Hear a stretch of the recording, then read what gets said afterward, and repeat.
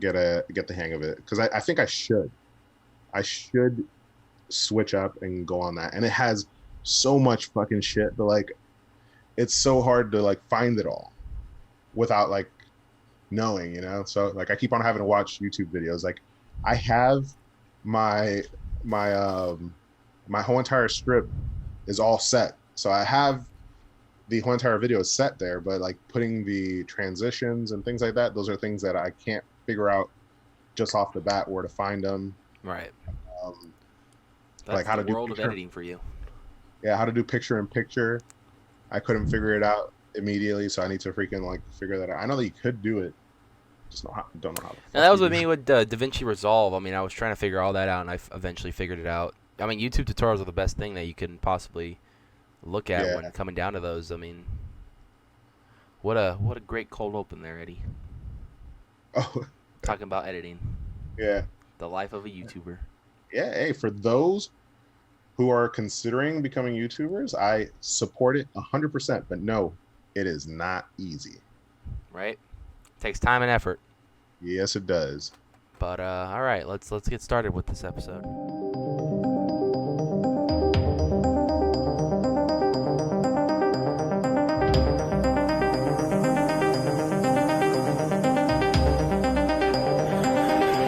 What is going on, ladies and gentlemen? Welcome back to another episode of East versus West. Is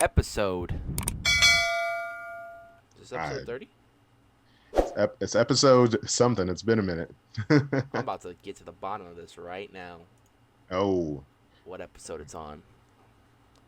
And I'll know this from the one that's coming out for us tomorrow, but it's already been out the last couple of weeks for people. That's Miss Michaela's, which it's was been another out. fun podcast. Shout out to Michaela. Go check that out. This is episode 30. Is it? This is episode 30 of East Wow. versus West.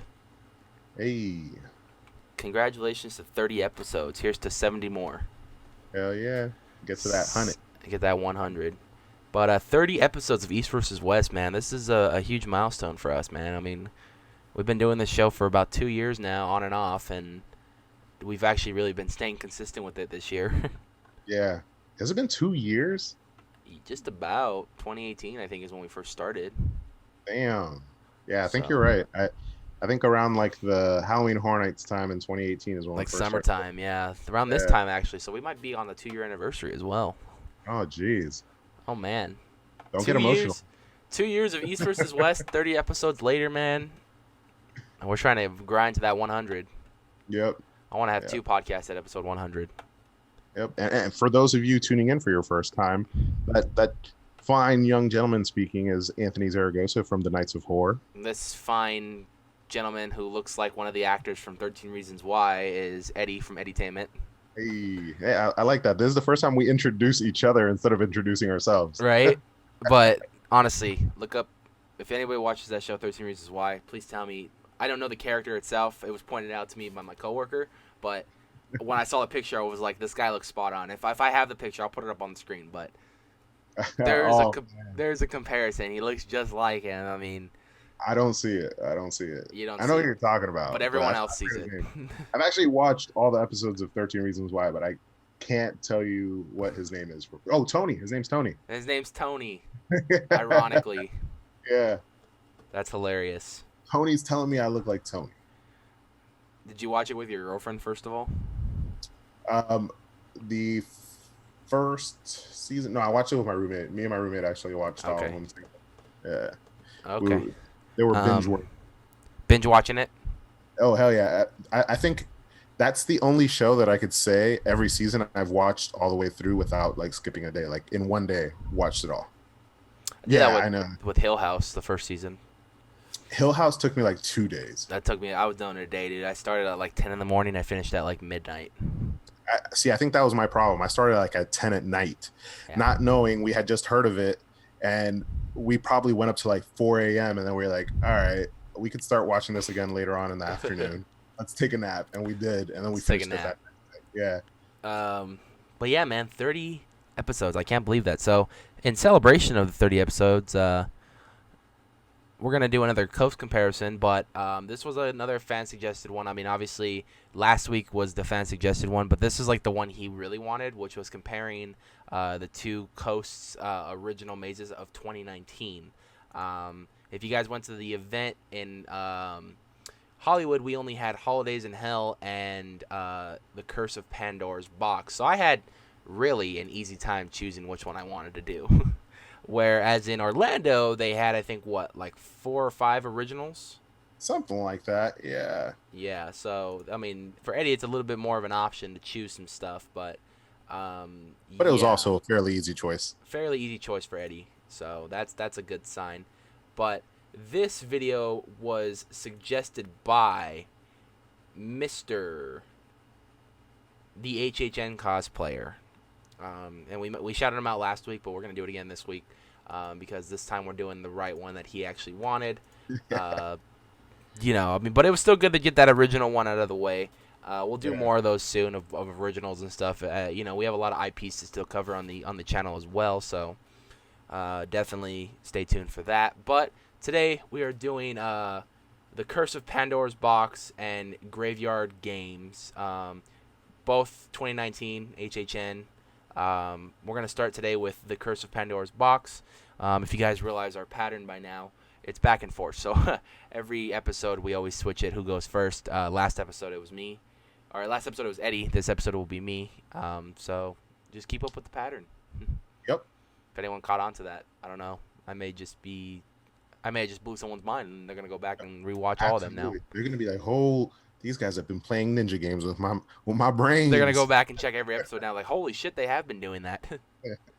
But here we go. Curse of Pandora's box, Themparkhd HD. Big shout out to him. Always giving us the quality content that we have to do these coast comparisons. So here we go in 3, 2, 1.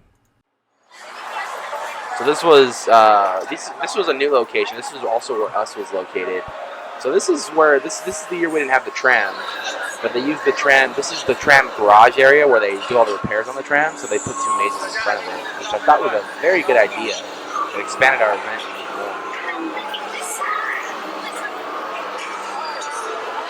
This is box. Wait, so is this an actual like building? Oh, so I don't know if you see that, but the door's opening up. If you got lucky enough to do that, that was the secret entrance to the maze. Because other than that, you would just go left and continue on to the maze. If you got lucky to open that door, that was basically Pandora's box opening up, and you got to go through that entrance. See, like the other entrance is on the left right there, where the black curtains are. But if you got lucky enough to go inside Pandora's box, like you had to press a button. It was very interactive, so that was really cool. I got to see that actually a couple of times. Nice. Was it a whole different experience? Not really. I mean, it was just an alternative way to go, but it was really bitchy to see that thing open up.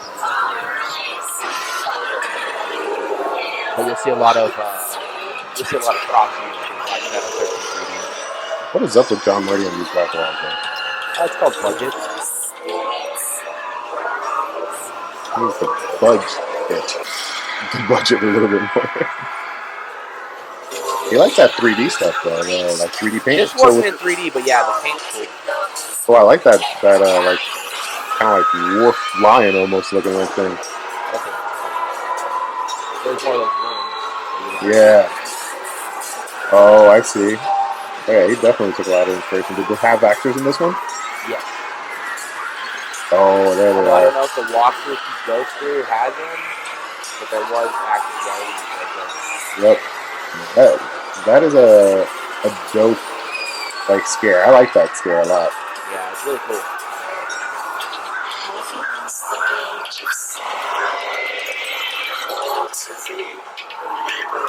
Was that a slider? No, we don't have sliders. No, okay. They just get on their knees and go crazy though. Gotcha.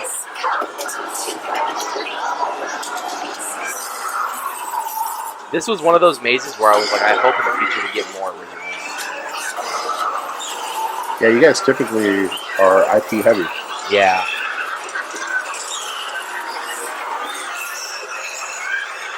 This looked creepy with the lighting it had. It looked like they were actually moving and stuff, which looked dope. The Medusa. Yeah. That was a cool effect. I like that a lot. Wait, is Medusa part of the Pandora's box? Yeah, because it's Greek lore? mythology. Oh.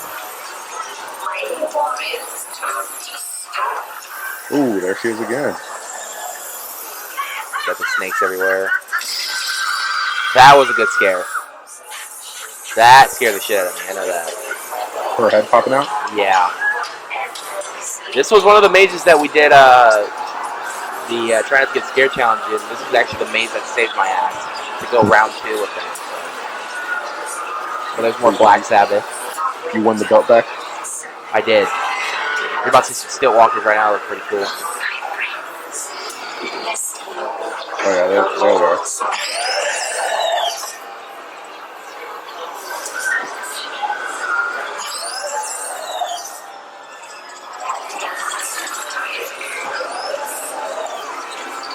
Oh man, the spider web. This one kind of scared me because I don't like spiders and shit. But I hate spiders and snakes. yeah, but the creature, the design on this person was really cool actually. So that didn't scare me as much. They did a really good job with making that spider costume practical. Yeah. It's really cool because you're kind of seeing a modern day, like what would happen if Pandora's box opened.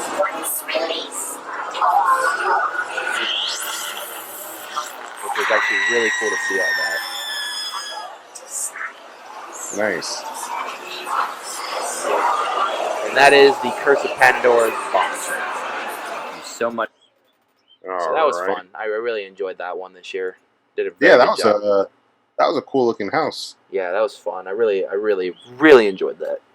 For not doing originals too often, you guys pulled it off really well. Yeah, they did a good job on that one. The facade was cool too. The facade was basically like supposed to be a gift shop, or like an antique shop. So when you walked in, there was like a bunch of antiques everywhere, and then there was Pandora's box. So that's what kind of really started it all. So that was really cool. All right. So what do we got next? Graveyard Games at Halloween Horror Nights 29, Universal Orlando. Yes, sir. Let me get past this commercial. The Orlando side of things, man. And we'll see his Orlando intro because it's always different. Yeah. But I like this one because it was this maze, from what I remember, was very interactive. Yeah, the interactivity portion of it, I was expecting a little bit more, and maybe that was my own fault. Because remember, they had like the texting and everything. Right. And it wasn't so much interactive as more it was like, here, we're going to give you these 2 options to continue the conversation type of thing. Right. But I liked it. Actually, before we do this one, we forgot to mention, we have East versus West merch available on my Teespring, which will be in the description below. Check that out. 2 designs. One designed by my cousin, the OG logo, which you'll probably see on my screen. And then the newer logo, which was designed by our buddy Adrian from Lost TV, which you'll see on Eddie's screen. So there we go. We have 2 different logos out right now. Amazing merch. We got face masks. We got shirts. We got freaking long sleeve shirts, women's t-shirts, sweatshirts, tank tops, stickers, all that fun stuff. So rep your East versus West merch now. Link is in the description below. So now let's go on to Graveyard Games. All right, in 3, 2, 1. Themparkhd HD. There's that Orlando intro. Graveyard Games. Halloween.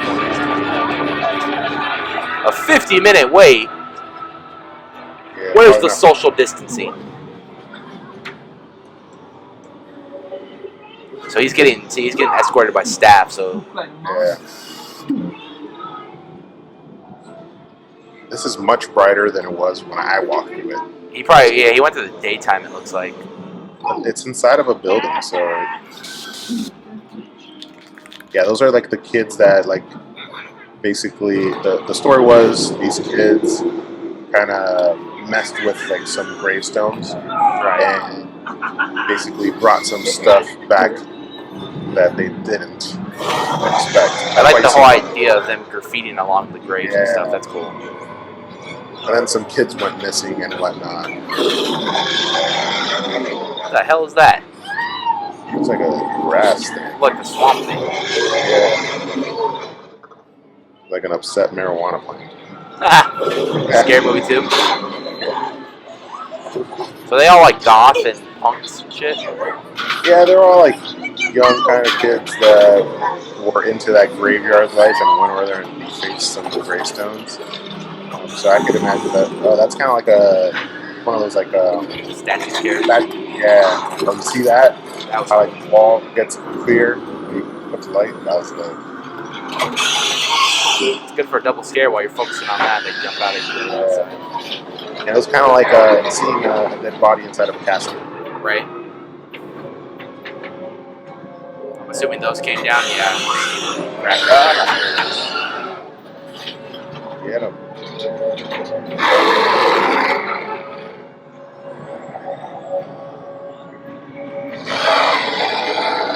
I can't imagine how expensive this is to. And shout out to the people who make home haunts. When they do it, like they are like super detailed. Yeah. And I've been to home haunts that are like this actually. Yeah, no, I've seen some of them too. I don't know if you remember this guy, but his name was Awkward Arsic. Yes. I missed that guy's content, but he did some home haunts that were pretty freaking dope. I think you did the same home haunt actually. Did you post a home haunt? Oh, you're talking about the Krampus one? Yeah, I think so. Yeah, I went out there and we went through it and we filmed it. We got permission from the people to film through it. That was a dope home haunt. I mean, it was only like 2 minutes. We drove like literally an hour to go out there to do it, but it was so cool. That's the life. That's that. I'll be attending their home haunt this year too. That's kind of how I get my haunt things out there in SoCal too with all this. But Bloodshed Roads, they do amazing work. Last year, me and my photographer Robert went out there to check it out. Oh, that's cool. There's the cell phone. They do really quality content like this. So. Oh, she's on FaceTime, huh? She looked like one of the victims of the freaking rain.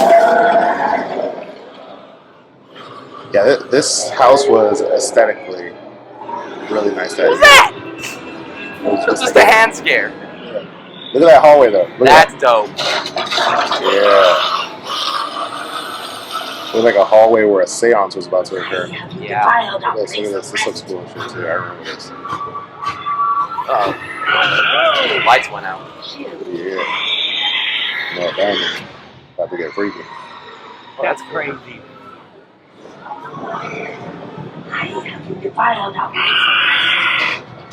See, he's watching the camera and controlling the button. I like too with HHN, like they mix those actual like real scares with like practical shit you'd probably see at a freaking Halloween store, you know? Yeah. The hell is going on with this? It's like catacombs. Are these all like the kids that fucked with the graveyard in the past or something? I don't think so. No, I think it's just the kids that went missing. There was no additional kids. Oh, that's creepy. How did they go? That guy looks like he's young. How did they go missing? Was it them playing around in the graveyard, or? I think that was the repercussions of messing and defacing the gravestones. The actual like spirits came back to get them, and they went missing. It's not like known 100% what happened to them, and you're there investigating. This is dark, dude. Yeah, you're there investigating. What's with the exit sign and scenic view?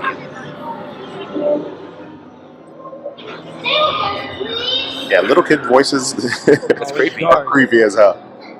We got one last scare before we exit out of here, or what's going on? Is that it? Oh, we're here. What's this? Got a nice little shrine going. Oh shit! Boom. Who was that supposed to be a shrine of? I'm lost. But other than that, it was really dope. I really liked the whole idea of having, you know, you're seeing the aftermath of all the kids that you saw in the beginning dead and hung up and their phones out and everything, and they're on FaceTime with the other kids. It's really cool. Yeah, no, that was a probably as far as like an original, one of the fan favorites as far as originals go. Right. Um, I think that was Losh's favorite as well. Shout out to Losh, Adrian, and Scott. If you Hornets guys, Unscripted. yeah, if you guys haven't checked those guys out, Hornets Unscripted. They Yep. put out some great content. But yeah, no, that was a fan favorite. I liked it a lot. I thought it was aesthetically pleasing, as well as it had some really good scares. Right. Definitely some creepiness to it. Kids and graveyards is scary in itself. Oh each yeah. one of each one of those separately is scary within itself. Kids Definitely. in horror movies or graveyards in horror movies, we put them together, and Boom. you get It's Frankenstein though, man. That's all you did. yeah. No, And but yeah, that's something I liked really a lot about this maze was first off, it took place in like catacombs and like a whole graveyard, so that was really cool to see all that, and just scenic wise, it was beautiful. I mean, especially that hallway full of candles. I yeah, that was mean, dope. we saw that effect too with the Krampus maze we went to, the home haunt that we went to. They did that same effect, it blew me away because it looked really cool. It's some type of mirror effect, I believe. Yeah, but it looks dope, man. It looks really cool. But that was really cool, and I liked all the different like kind of uh, skeleton people that you saw popping out. Like they're all unique and like looked like they were just kind of dressed in like different eras or like ghouls or something like that, which really looked cool. Um, and of course, you have the kids just that open it up for you. That like you find out that they're messing with this, and then as you go in further and further, you see that it's more serious than they think. And instead of it being a Yeah, game, it's more of like the rumors are true from what they heard of this graveyard. You know what I mean? So it's kind of your job to kind of investigate as to what happened to these kids and what's going down at this graveyard, which I think is really cool. and if you kind of think of it, like remove a little bit of that the investigation story and the kids, it's almost like your Pandora's box is almost like the blacklight version of this. Right? There's a lot of skeletons, a lot of like dead beings. Yeah.